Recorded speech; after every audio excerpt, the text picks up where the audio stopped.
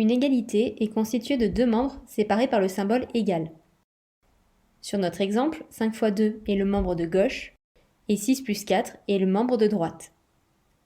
Une égalité est vraie si ces deux membres sont égaux, sinon elle est fausse.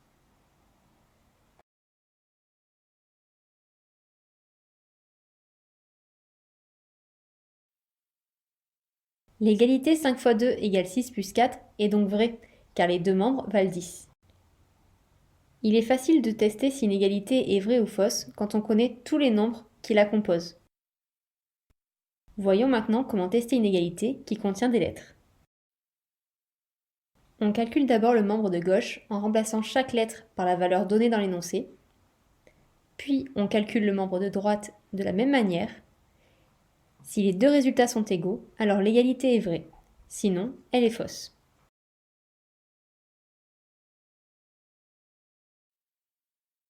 Sur notre exemple, on voit facilement que l'égalité est vraie pour y égale 6, car 6 plus 2 égale 8.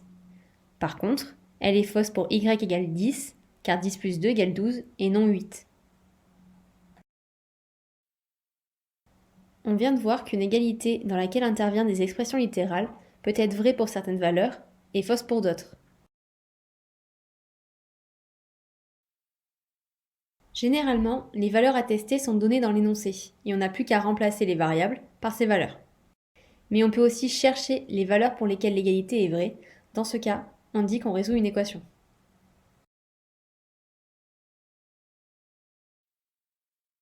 Prenons un exemple plus complexe car il contient des lettres dans les deux côtés de l'égalité.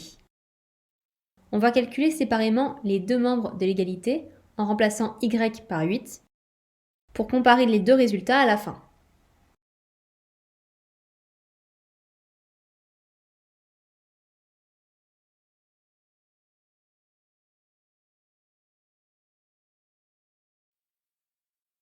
On trouve que le membre de gauche vaut 10 et celui de droite 13. Comme ils sont différents, l'égalité est fausse pour y égale 8.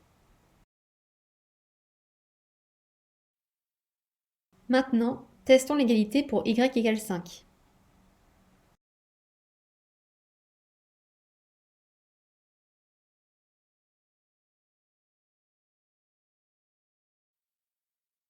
À gauche et à droite, nous trouvons 7, donc l'égalité est vraie pour y égale 5.